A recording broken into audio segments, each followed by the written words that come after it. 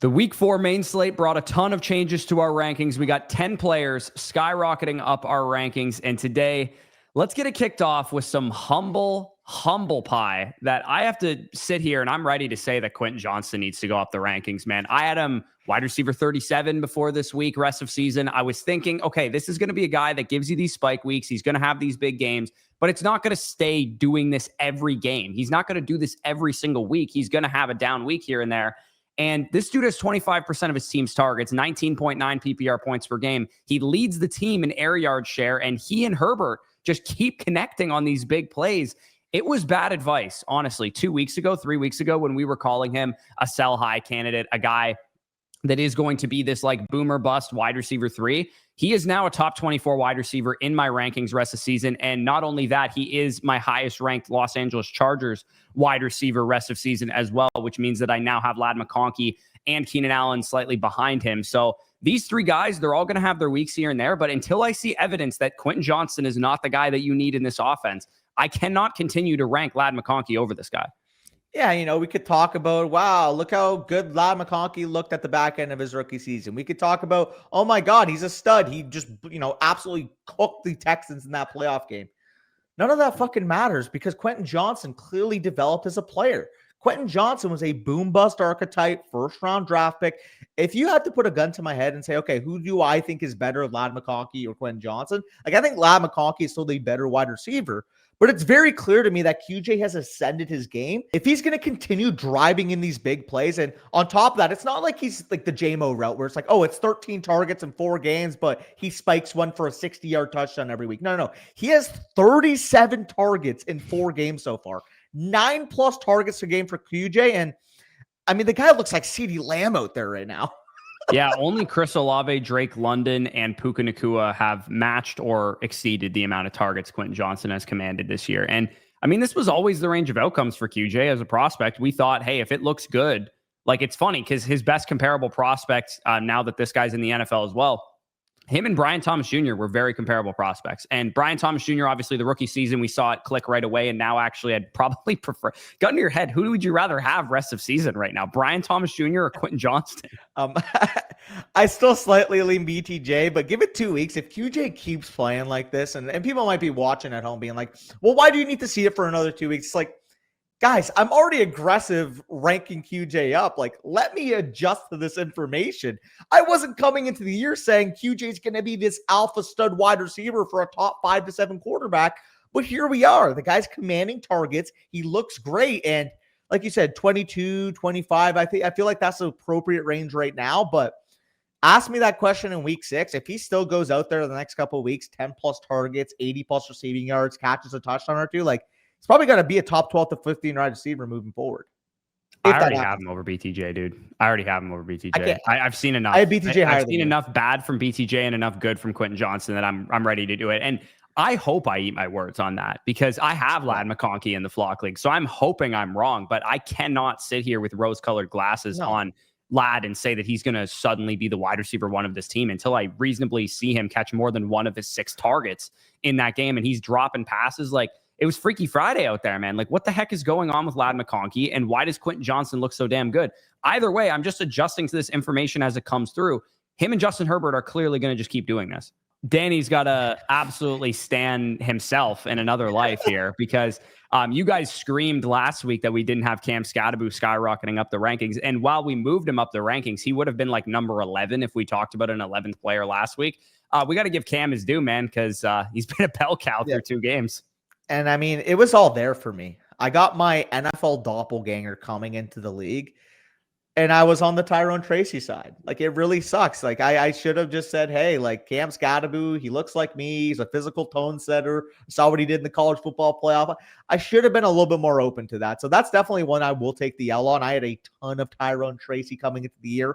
Not enough Cam Skattebo, because with Cam Skattebo right now, his usage in the last 2 games, it's clear that the Giants trust him, man. He has been a bell cow for this offense, and he's been rewarded with 18.6 points per game in those 2 games. And it just seems less and less likely that Tyrone Tracy's going to come back and take a significant dent. Like, at best, I think at this point, maybe Tracy gets some 3rd down snaps. Maybe Tracy gets 35% of the carries. But realistically, going forward, this is Skattebo's backfield. And I think part of it is he's passing the eyeball test. Like when you watch the Giants offense, man, even after Malik Neighbors gets hurt, the way that they were moving the ball down the field was Cam Skattebo, number 44, running between the tackles, man. He looks physical. He's breaking contact. And on top of that, man, with no Neighbors, there's a very real possibility he sees a ton of targets funneled. Already a 22% target share. Without Neighbors on the field commanding, 10, 12, 13 targets a game, like, why can't he be a 6-7 target per game type of running back without Tracy? Yeah, well, and Dart's used to getting the ball out quick. That's the offense he ran at Ole Miss, like getting the ball out to his first read all the time. So, yeah, I think especially once Tracy is back too, I think both of these backs have a chance to be really relevant out of the backfield. I mean, you could maybe argue that Cam Skattebo's a sell high right now because even if Tracy comes back, let's say 2 weeks from now, give or take, the timeline we heard was somewhere between like 2 and 4 weeks that he would be out. But even once he comes back, like you said, I think you can definitely argue that Cam Skattebo's won this job. And the wave that they're kind of riding right now is it looks like 6 and 44 seem to be like the future of this team. Yeah, and I'll say it right now. By the way, I know Mason's probably watching this video. Please do not offer me Cam Skattebo for Drake London. I do view Cam Skattebo as a riser, but this is not your invitation to offer him for a top 10 wide receiver. Yeah, he's going to offer you Stefon Diggs and Cam Skattebo for CeeDee Lamb and a 20 fab. It'll be in your inbox within 10 minutes of this video going live. But yeah, number 2 riser for me is also a rookie running back. You beat me to this one, by the way. Yeah, Woody Marks, man. RB42 is where he was at before this week. I was pretty skeptical that he was going to take away a big usage step in the rushing game because I knew Woody Marks as a prospect was going to be a great receiving back. Everybody kind of knew that. Michigan State, USC, he was a guy that was constantly, among the top receiving backs in college football. But 58% of the snaps this week, he out-carried Nick Chubb for the first time all season. Looked way better, too. Keep in mind, dude, the Texans led this entire game. Their opponent, the Titans, didn't score a single point in this game. So this is a game script that you would think, Nick Chubb is going to be getting the carries. Nick Chubb is going to be the one carrying the football and grinding it out in the fourth quarter. 25.9 fantasy points. Still no word on Joe Mixon. We have absolutely no idea when the hell he's coming back. And Woody Marks commands 36% targets per route run in this game. Again, like I said, the game environment was one that you would expect them to grind Nick Chubb in the fourth quarter. They're up against a division opponent. It's 26-0 or whatever. But yet Woody Marks is still the one getting the touches. He's a rest of season flex play, in my opinion. And I think when you look at him playing meaningful snaps here and you look at just reasonably how washed Nick Chubb is, like he's not capable really of commanding a big workload and being efficient down to down through the course of a grueling season. I mean, it's September 29th today, and he already looks like he's played like 300 touch workload on the season. So yeah, this is the fresh legs. He looks good. He looks, dare I say, like week 4 Bucky Irving of last year, legitimately. Like when you watched some, like his touchdown run and like some of the plays that he had, he looks explosive. He looks electric. He looks like he can be a legitimate force for this team. And it's funny because I actually have our prospect grades pulled up on the other monitor. Funny enough, we just talked about Cam Skattebo. My comp was literally Mark Ingram and yours was Thick Kyron. So kind of makes sense with the way he's been operating so far. But I do have this listed out here. And the comp that I had for Woody Marks is pretty funny because in this guy's rookie season, 154 carries, 730 rushing yards, and 2 rushing touchdowns, 66 targets out of the backfield, 472 receiving yards. He reminds me a lot of Giovanni Bernard. Yeah, Gio Bernard's a good one. I thought Tajay Spears for some reason was your comp for him, so that's who I thought you were making reference to because he also had a lot of targets as a rookie. But yeah, Gio Bernard type of production. I mean, if you guys recall back in 2013, 2014, Gio Bernard was like a legitimate fantasy league winner as a rookie, and him and was it Jeremy Hill were like splitting touches in that early Bengals backfield. So yeah, I think Woody Marks has a chance to be like, I mean, first of all, we'll talk about him on the waiver video tomorrow. Like he's a legitimate close to 100% of the fab. Like you'd have to argue at least 30 to 50% for sure.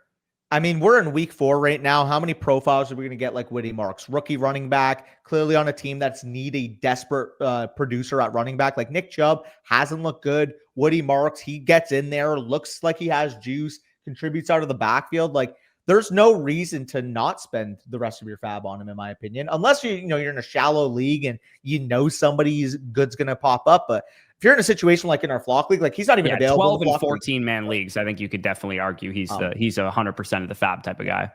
You know what makes me sick, by the way? So I actually started Woody Marks in the league this week because I was weak on depth, Rasheed Rice, guys like that, like not playing.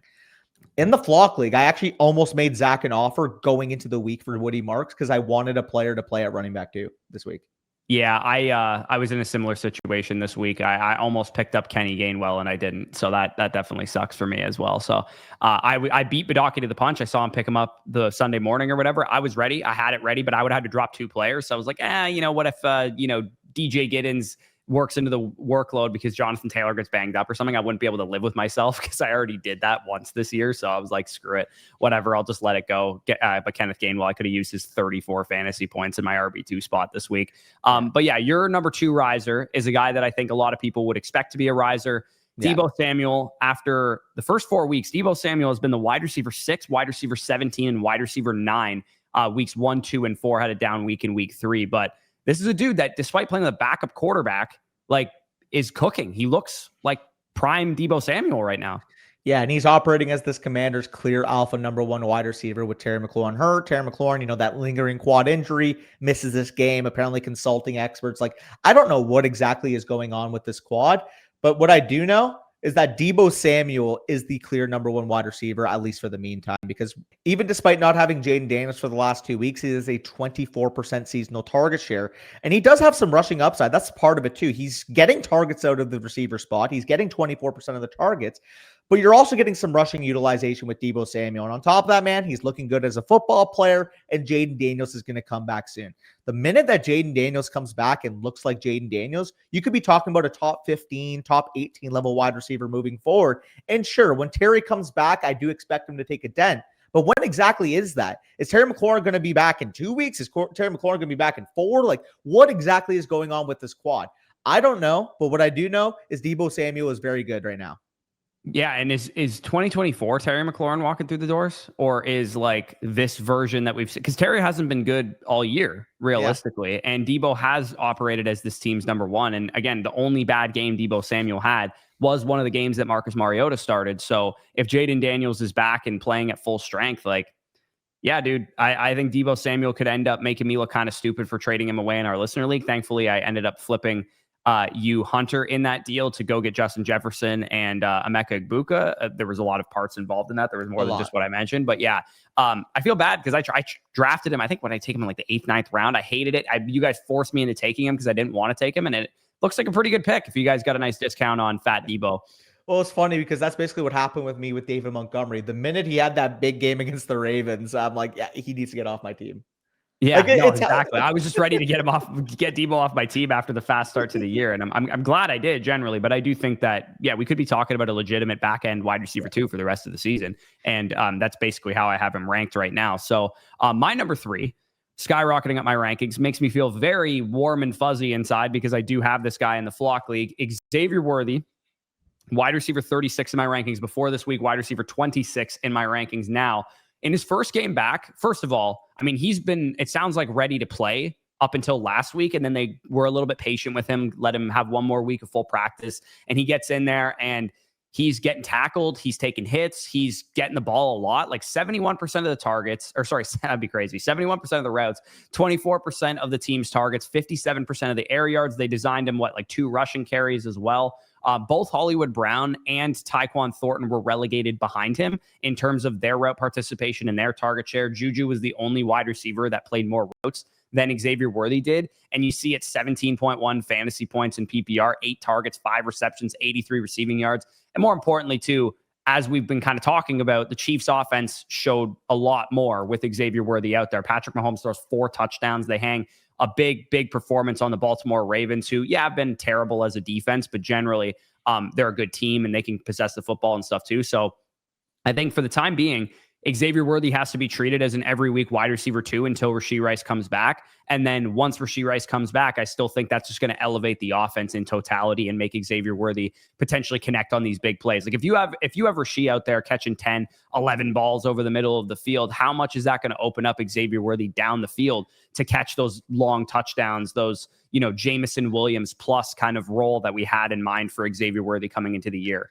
And I think people might have been hesitant, oh, shoot, Xavier Worthy's coming back. Maybe this is a sell high window. I tend to think it is, for what it's worth. I tend to think you would be wise to sell high on Xavier Worthy, knowing that he could re-aggravate that shoulder injury at any time, and Rashee Rice is coming back. So part of that with the shoulder, I agree with.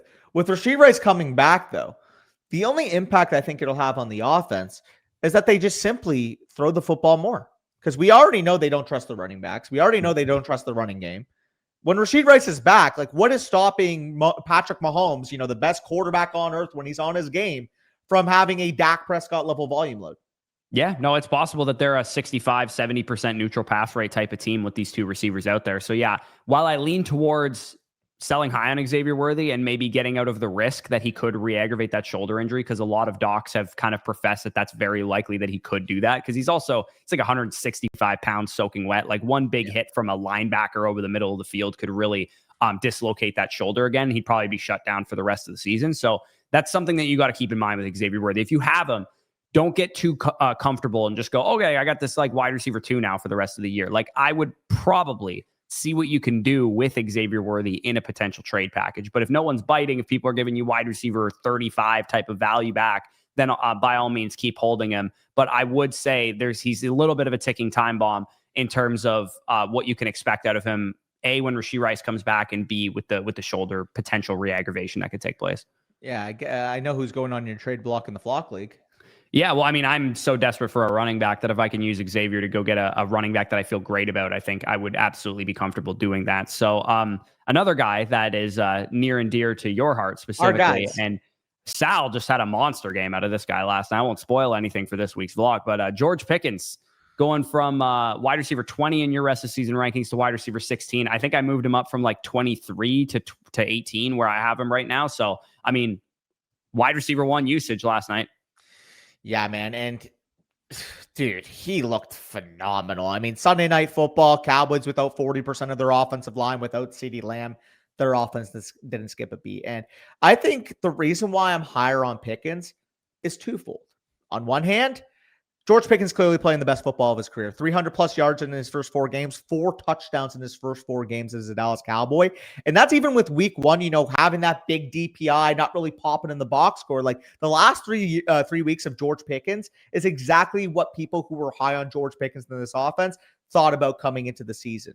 But the other part of it is Dak is throwing the football a ton, and he legitimately looks like one of the best quarterbacks on earth. Like I said, in a situation against one of the top defenses in the NFL, at home, needing to get a win on the board. Yes, we didn't end up winning the game because our defense ended up costing that, but the offense went out there and produced 40 points. And I think part of the issue that people had with the Cowboys offense was with no CeeDee Lamb, maybe it falls down to earth. Maybe instead of, being a top 10 unit, maybe with no CeeDee Lamb, you see more of a top 20 unit. No. The Cowboys are number 1 in offensive yardage output in the league, and their defense is number 1 in giving up. So it's going to keep remaining a constant. The Cowboys are going to be throwing the fuck ton out of the football. And I think without CeeDee Lamb for the time being, George Pickens profiles as a wide receiver 1 in fantasy. Not to mention, the minute that CeeDee Lamb gets back, yeah, sure, maybe you don't expect top 12 production. But in my opinion, with a Cowboys offense that will throw the football 40, 45 times a game, has to be viewed as a top 20 guy. So realistically, I kind of break the difference. Top 12 without Lamb, top 20 with him. That's why I land at wide receiver 16 here. Yeah, it's kind of similar to your Deebo one where like we don't know what to expect out of CeeDee Lamb the same way we don't know what to expect out of Terry McLaurin. So in the short term, like if you're an 0-4 team or something like that, or you're a 1-3 operation, like, yeah, George Pickens can have a lot of value to you because you're trying to get wins and stack them and get back on track in your fantasy league. So if you have George Pickens on your roster, I mean, you're probably not 1-3 or 0-4 because he's been producing most of the season, but yeah, he's got to be on the rise because as long as Lamb is out, he is absolutely going to be an every week top 15 play. And just from an eyeball take, obviously watching this team every single game, every single snap, he just looks like a 3-level player. And I think part of the stigma that we had on George Pickens was, vertical X wide receiver, he's going to get the deep balls. But no, he's running hitches, he's running slants, he's running drags. He's being used as a legitimate wide receiver 1. And we actually started to move him around the formation a little bit. Yeah, no, exactly. So he's playing the best ball of his career. Like you said, you got to feel good if you took him 5th, 6th round. Like I know there's probably people out there that decided to go running back heavy early and knowing they could get Rome Odunze types and George Pickens types in the mid rounds, they probably are feeling very good. Like I know Arnold in my home league took 3 running backs to start his draft, and George Pickens and Rome Odunze were the first 2 receivers he selected. So I think he's feeling pretty good right about now at this point in the season. The second QJ of the video is my number 4 riser, and he's been in this video before throughout the season, but he just keeps going up, man. Quinshon Judkins, he was my RB20 before the week. In my rest of season rankings. He's my RB14 now in my rest of season rankings. Judkins just keeps meeting these checkpoints. I said a few weeks ago that last time he was on this video, he was going to just continue to rise if he keeps looking this good, and he keeps looking this good. Like, you think of, I think people are really underestimating how difficult Quinshon Judkins had ahead of him to produce. He's playing probably two of the best 5 teams in the NFL the last 2 weeks, the Green Bay Packers and the Detroit Lions. And in both games, he's getting fed 20 plus touches and producing as an RB1 in fantasy. And both games gave you an inkling of what it looks like in each kind of game script. Close game against the Packers, they end up winning the game. You see him get all the carries. You see him get the usage. He has 16.5 points per game in that one. Well, they just got kind of their backs blown out by the Detroit Lions, especially in the second half. And he still has 21 carries, even in a negative game script, and adds 4 targets through the air and back-to-back RB1 weeks. He's getting not an elite workload yet in terms of a snap share, but as far as percentage of the team's carries and targets when he's being used as a receiver, this is a dude that you can basically count on for 20 touches a game. And if you can count on a running back this good for 20 touches a game, he's got to be a borderline RB1 in your rest of season rankings. And that's where he's ranked for me. He's RB14. And I could make the argument he's in the same tier as my RB11, 12, and 13. I could make the argument that he is right there with, Breece Hall and Josh Jacobs and even like Derrick Henry types. Like, you could make the argument that Quinshon Judkins is one good week away and Henry one bad week away from them flipping in rankings. No, I wouldn't flip them because, Derrick Henry still plays for the Ravens. So, I think that's... He does, but he's playing like shit. For sure. And again, you're banking on one of the best running backs in the league bouncing back. But I do think Quinshon Judkins is a big riser. I do actually have him straight up ahead of Breece Hall. I think you get 2 bad teams, except one's actually been efficient. So I'm going to take Quinshon Judkins here. And not to mention, you're not worrying about Isaiah Davis. You're not worrying about Braylon Allen. And sure, I would have said coming into the year that, Dylan Sampson would pose a competition for the touches in this backfield. But it's very clear that Quinshon Judkins is going to be a workhorse. And if Quinshon Judkins is going to be able to give you 4 catches in these type of game scripts as well, you're talking about a situation where he's going to be a top 15 running back. He's number 14 for me in my rankings. And like you said, with this type of workload, with this type of efficiency he's shown between the tackles, working with Kevin Stefanski, RB1's in the range of outcomes. And for that matter, the Quinshon Judkins we said coming into the year, the Quinshon Judkins that we hopped on all summer and said, hey, listen, RB24, egregious price. Now, obviously, that's way before anything that happened. I'm not trying to, desensitize the situation, but before anything happened, we said he was one of the most mispriced players on the market, and that's come to fruition. Yeah, we got bags of him at the 6th, 7th round price tag that he was going at, and they still look fine. Even though eventually he became a 10th, 11th, 12th. Dude, I have Great Dane teams where I got him in the 160s. This is insane that how big of a return Judkins has been. Now, obviously, if you're Nathan, you took him in the 5th round, you needed him to produce like this. But even that looks good. He's like a top 15 running back rest of the season. Dude, the amount of negativity that Nathan's got to be putting his balls out on the table in these clips and telling people, hey, you're fucking stupid. I knew about Quinshon Judkins. Get off of it. Yeah, he could have waited till the 7th or 8th round and still probably gotten him there. So that's part of it. But 5th round price tag, he'd go higher than that if we redrafted right now. Yeah, absolutely. Another guy that would go way higher than where he was being selected is Michael Pittman Jr. Michael Pittman Jr. felt like one of the more appealing clicks once you got to round 9. I'm sure in your best ball cycle, once you got to round 9, you just had to take some stances. And Michael Pittman was just one of those guys I was hoping would make it back to me in a lot of points. But even with that expectation, I didn't think he'd be as good as he has been. He has been the clear number 1 wide receiver on this team. Even though we like the Pittman click in round 9, we did like the Josh Downs click round 7, round 8 better. So we'll take the L there because Michael Pittman to me is clearly the wide receiver 1 on this team. Top 2 weapon in this passing game. We know what Tyler Warren's doing at the tight end position. But with how the Colts passing game has looked, I think both of these guys can be trusted as weekly players in your lineup. Because with Michael Pittman Jr., 25% seasonal target share, 3 touchdowns through his first 4 games. And he looked like he's fully recovered from the back injury. And I think that's part of it. We get the stigma on Pittman. Oh, he sucks at football, this and that. Everybody makes their narratives on Michael Pittman after 2024. But the key context was he was dealing with a bad nagging back injury throughout 2024. And he finally looks healthy. And Michael Pittman, you do the study every single year. Wide receivers that have finished high in fantasy before are typically a good return rate. And like Travis Etienne, who dealt with injuries in 2024, Michael Pittman kind of feels like the wide receiver version of Travis Etienne right now. Yeah. Also, he's the wide receiver version of Matt Ryan because in odd numbered years, he's wide receiver 22, wide receiver 14, and currently wide receiver 12 in points per game.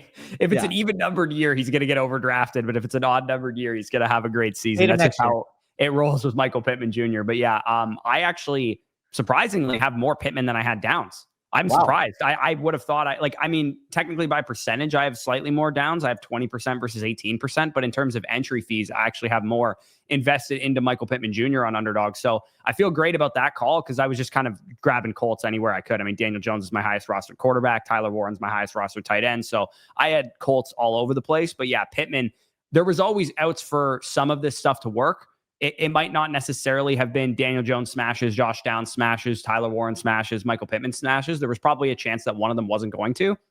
But I'm glad I grabbed so many of each of these guys because I have tons of DJ Pittman Warren teams, DJ Warren Downs teams, like Pittman and Downs and DJ. Like there was teams that were paired all which ways, every way together. So I'm sure I have some Pittman and Warren and Daniel Jones teams out there. And I feel really good about that call because, like you said, the reason I was on Pittman and the reason that I was on a lot of the players that did kind of have their market value depressed by whatever they did in those most recent seasons is because when a guy has shown you he can be a 25+% target share, what his wide receiver 14 finish in 2023, you should probably just assume he's a good player. Like that's so much information. He's also been a wide receiver 2 in 2 other seasons as well in 2022 and in 2021. So you have to feel good if you drafted Michael Pittman Jr. in like the 8th, 9th round. Again, for those people who just took their running backs early and grabbed Pickens and Pittman and all these like late round wide receivers, you probably feel very good about that right now.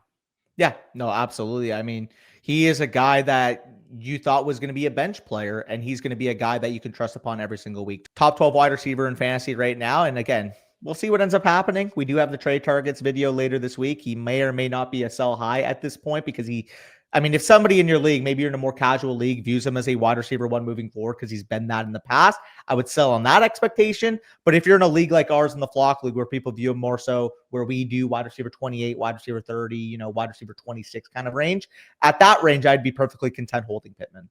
Yeah, he's my wide receiver 27 rest of the season. So I feel pretty comfortable saying that he's like a fringe wide receiver 2 projection going forward, and maybe even more than that if he continues to play at this level. One guy that we were sounding alarm bells on about halfway through week 4, and now I feel a lot better about him, is Marvin Harrison Jr. Wide receiver 24 is where I had him ranked coming into the week, and I was ready. Like another bad game from him, I was ready to knock him all the way down to like the 30s or something. But I moved him up to wide receiver 19 because he finally showed me something. I tweeted out in the first half of that game that we need to strip the Marvin Harrison Jr. name from him and give him Brandon Stokely Jr. And then he can work his way up the Colts depth chart. And then after he caught that first touchdown, I quote tweeted and I'm like, okay, he's Reggie Wayne Jr. now. And then by the end of the game, he had that slot fade or whatever it was that ended up basically getting the Cardinals in striking distance of winning. But after the bad drops, after the tipped INT that was totally his fault, he shows the resilience, 10 targets, top 12 scoring week in PPR, 18.6 points per game against a brutal matchup. Like the Seahawks were so good against fantasy wide receivers in those first 3 games. I'm ready to say that better days are ahead for Marvin Harrison Jr. Is it going to look great every single week? No, I think he'll probably still be somewhat inconsistent. But at wide receiver 19 rest of season, you can kind of live with that a little bit. It's not like I'm saying he's wide receiver 5 rest of season or something like that. Some inconsistencies, better overall play. Generally, 2 every 3 games, he'll probably have a good week is what I'm kind of expecting going forward. And he gets the Titans this week. And the Titans are, I don't even know how Brian Callahan still has a job at 11:30 a.m. on Monday morning. So they're a complete dumpster fire. And Marvin Harrison's underlying metrics look solid. And more importantly, he's playing better. Yeah. And with Marvin Harrison Jr., I know you can speak to this as well. But I talked about this on the wide receiver rankings tier list. Obviously, he locked in low for me in the week. But when he came across, I believe he was wide receiver 34 in my rankings, I did have to give him some flowers because ultimately when we see Marvin Harrison Jr., this is still a really young player. He has the pressure, Marvin Harrison Sr., Hall of Fame wide receiver, Marvin Harrison Jr. labeled this generational prospect, comes in number 2 overall. Like you can tell that he was the hardest one on himself. And the moment he scored that touchdown, I don't know about you, man, but it just looked like a light switch. Like all the pressure was taken off. He really just understood the moment. Like, yes, I made the play that I was supposed to make. Let me keep making them. And I swear after that touchdown, did you see him drop a single pass? Did you see a single target thrown his way that wasn't completed? Like it just to me looked like his game itself actually rose to a completely different level after that touchdown. And I think it has 100% to do with the mental aspect there. Yeah, it's going to be a sign of things to come, in my opinion. If people are still skeptical on Harrison, I think you could maybe buy somewhat high on him right now, or maybe it's still low. Like, I'm not exactly sure what your league mate who drafted Harrison thinks of him. But I do think if you're buying for less than wide receiver 2 price tags, I think it's probably a decent deal. Yeah, no, I agree here. And speaking of another riser, Stefon Diggs is my 5th riser, the final riser of this video. Wide receiver 48 coming into the week, now up to wide receiver 42. And wide receiver 42 is still lower than I had him in the draft cycle. Draft cycle, I had him about top 35. I just want to see this happen for another straight week, because if you just look isolated for week 4, you can make the case that Stefon Diggs could very well be a wide receiver 3+ moving forward. 41% of the team targets, 82% of the team routes. And to me, it looks like the Patriots were just easing him in. Obviously, Stefon Diggs, older wide receiver. I think he suffered the ACL tear week 8 or so last year. I think it was week 7 last year, if I'm not mistaken. Week 7 last year. Again, like I said, older wide receiver, signs this offseason, in and out of team activities, rehabbing from that knee injury. And to me, I think this is a sign of what's to come. We see the usage peak.